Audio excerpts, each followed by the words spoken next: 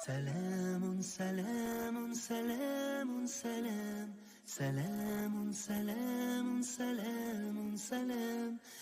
پیاری مفتاح الجنہ کی فیملی کو السلام علیکم ورحمۃ اللہ وبرکاتہ۔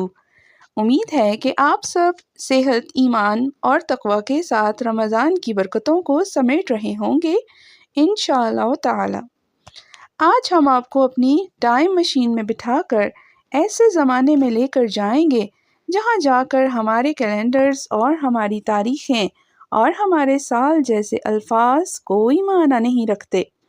ایک ایسا زمانہ جو آج سے کتنے ہزاروں سال پہلے گزرا ہے کوئی نہیں جانتا، مگر ہم یہ ضرور جانتے ہیں کہ وہ زمانہ گزرا ہے اور اسی دنیا میں گزرا ہے۔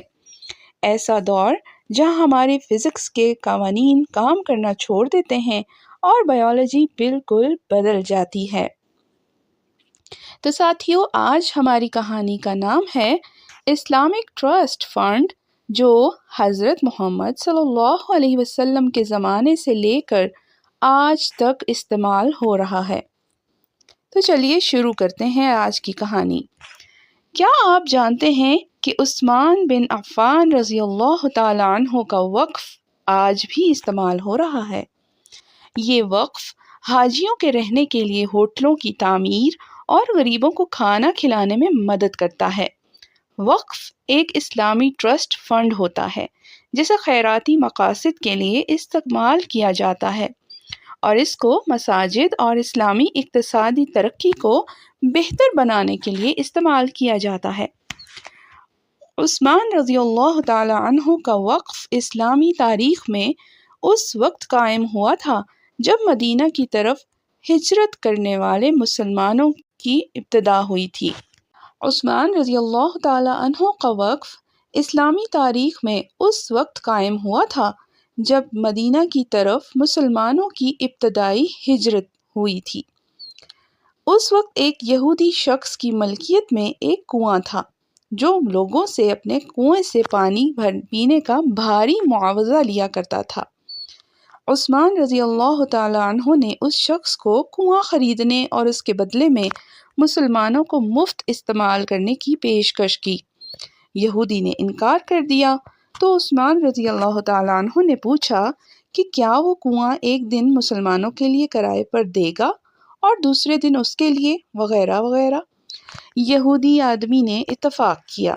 کچھ عرصے بعد جب اس یہودی نے دیکھا کہ مسلمان صرف اس دن کنواں استعمال کرتے جس دن عثمان رضی اللہ تعالیٰ عنہ کے پاس کنواں تھا، اس پر یہودی مالک کو خسارے کا احساس ہوا اور وہ جلدی سے عثمان رضی اللہ تعالیٰ عنہ کے پاس پہنچا اور ان سے کہا کہ تم نے میرا کنواں خراب کر دیا ہے، اب اس کو مجھ سے خرید لو۔ عثمان رضی اللہ تعالیٰ عنہ نے رضامندی ظاہر کی اور اسے 20,000 درہم میں فروخت کر دیا گیا۔ عثمان رضی اللہ تعالیٰ عنہ نے اس کنویں کو اللہ کے نام پر وقف للہ کے طور پر تمام مسلمانوں کے لیے مفت پانی کے لیے مقرر کر دیا۔ عثمان رضی اللہ تعالیٰ عنہ کے مسلمانوں کے لیے کنواں چھوڑنے کے بعد اس کے ارد گرد کھجوریں اگنے لگیں۔ جب مدینہ سعودی حکومت کا حصہ بنا تو انہوں نے درختوں کو بڑھانا شروع کیا اور 1550 کے قریب کھجور کے درخت اگائے۔ وزارت زراعت کھجور کو بازاروں میں بیچتی ہے اور آمدنی کو 2 حصوں میں تقسیم کرتی ہے۔ آدھا حصہ یتیموں اور غریبوں میں تقسیم کیا جاتا ہے جس کی وزارت اوقاف نگرانی کرتے ہیں۔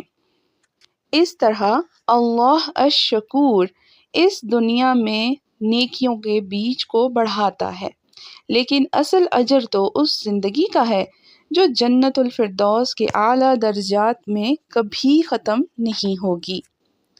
پیارے ننھے ساتھیوں، پھر ملتے ہیں اگلی کہانی کے ساتھ، تب تک کے لیے فی امان اللہ۔ السلام علیکم ورحمۃ اللہ وبرکاتہ۔ سلام سلام سلام سلام سلام سلام سلام.